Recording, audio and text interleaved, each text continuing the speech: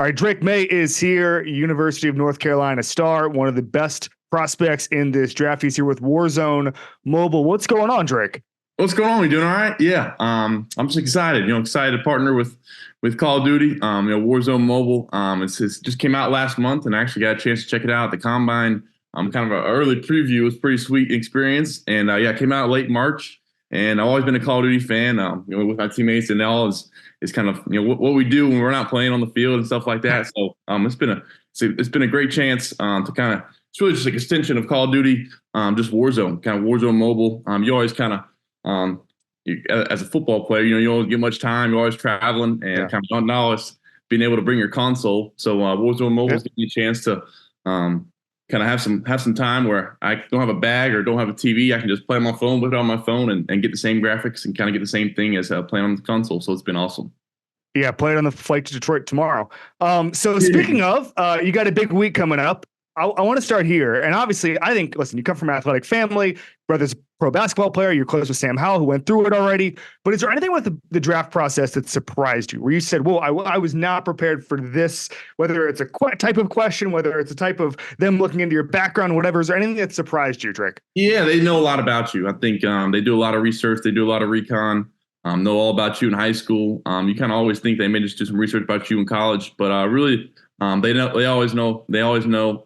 Just be truthful. I think the biggest thing is to try to catch you and the gotcha questions, and just be truthful. Because at the end of the day, just being honest is you never go wrong doing that. And I always just got to be on, so no matter what, whether it's an interview or meeting with these GMs, head coaches, just always got to be. Got to bring my best self, and I think first impression matters. So always got to make that impression, and from there, just be myself and not try to worry about it too much. I want to talk ball here for a minute, because I heard you in some of the other interviews talk about the different things that teams have done about bringing plays up, and mentioned the Vikings, I think, bringing a play up and then taking it away and kind of seeing your recall. When you're going through tape with a team, whether it's positive or negative, is there a play that comes up the most that they bring up and they say, hey, we want to walk you through this play, whether it's a great throw or something like that they want to go through with you? Yeah, they've been fortunate to me. They've brought up a lot of good plays in my time. Sometimes I think the bad plays are the ones harder to talk about. But the same thing, I think some you talk about and say, "Hey, I should have done this instead of that." They'll bring up some interceptions. I remember, I think my first one of the year against South Carolina, they love bringing that one up. I think I scrambled right late and threw a backside dig late across the middle that I shouldn't have thrown. But they just want to hear what you say, and if you make an excuse or admit to it. So that's the biggest thing about it. Just being honest and, hey, I shouldn't have made that throw, should have just thrown it away. But yeah, they'll bring up, they've been nice to me, bring up some mostly good plays. And, other than that, they'll definitely bring up some plays where it's interception or misprotection or should get the ball out. So they do a good job of, picking the right plays and asking me about them. Can you take me through what you did wrong on the South Carolina pick? Yeah, we kind of had a guard pole protection, kind of reading a front side post first, coming back to a crosser with the backside dig, and kind of had a little pressure, and I scrambled right and should have just thrown it away, ended up trying to throw it back across my body, and the DB jumped it. So not my best throw, but we ended up winning that game. That's all that matters. Take me through, and I was asking from some people in the league, outside the league, people who just follow it really closely last night about your best throw in college. And everybody had a different idea, but the one that kept coming back was the left-handed throw against Pitt, because it showed your improvisation, of which you did well at UNC. Take me through the ability to throw, to get out of that pressure, to escape it, and then to improvise a left-handed throw.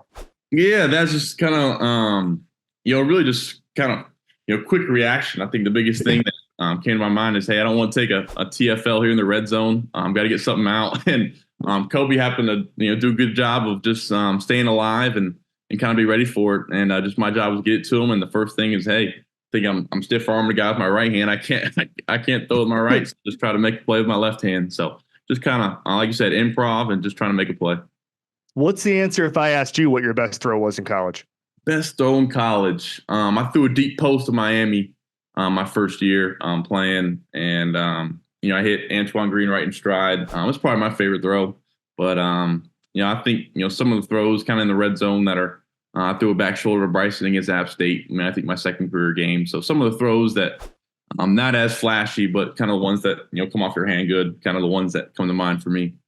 Why did you have to bring up Miami when I went to Miami? You didn't have to do that. I was hoping you weren't going to name, because you had some good throws last year against them too. You kind of put some of our DBs in hell. I was just hoping we could escape without that, but here we are. Exactly. Yeah, I apologize for that. No, it's all fun and games. Sorry about that.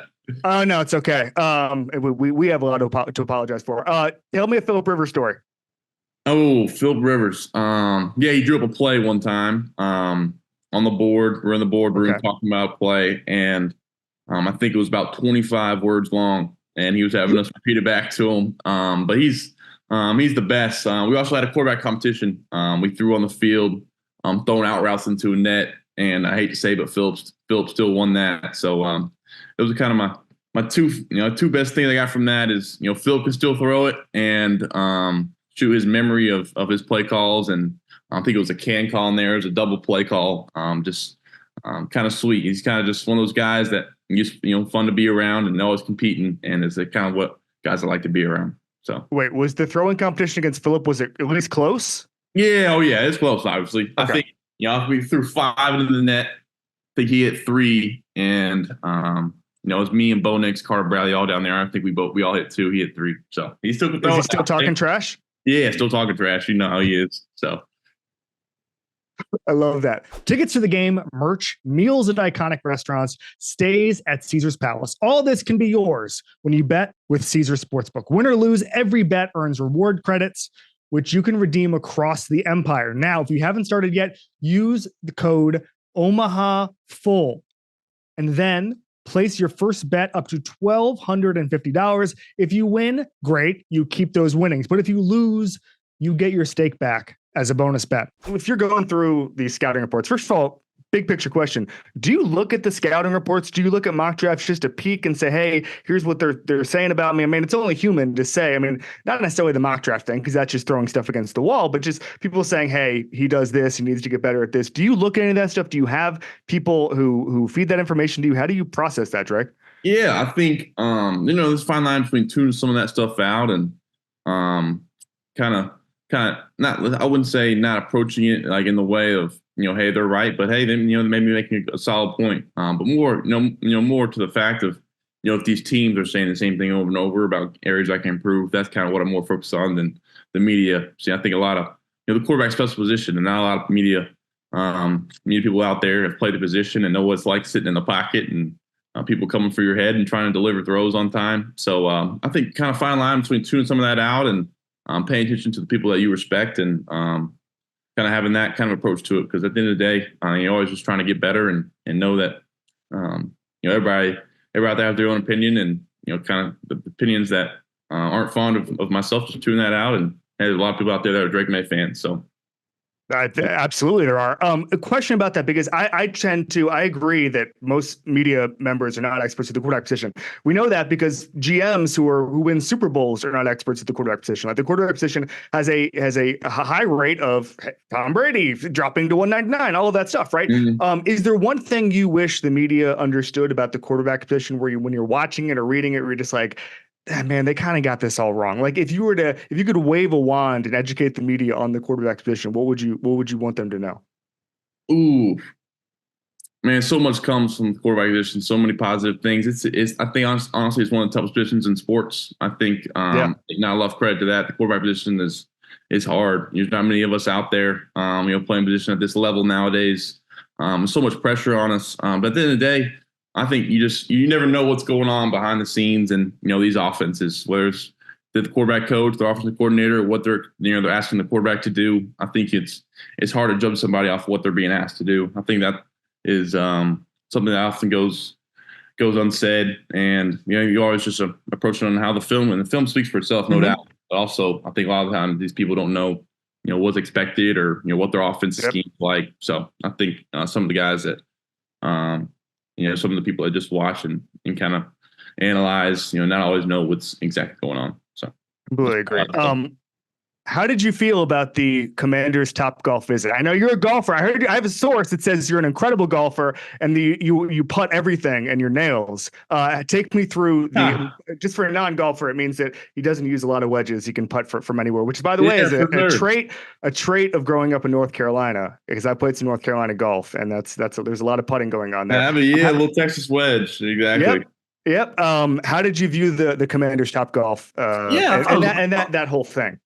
I actually thought it was one of the cool visits I've been on. I think, we always kind of these different places you go and see, kind of a steak dinner spot, and just you're surrounded with the head coach and GM and quarterback coaches, and then the Commanders took an approach of all of us being together and seeing how we interact, and getting a chance to swing the golf club a little bit. I enjoyed it. Be around the other guys. I got to meet a lot of different guys throughout the process, and a lot of guys I saw in high school recruiting. I remember Marius Mims. I tried to get him committed to Alabama when I was committed there in high school.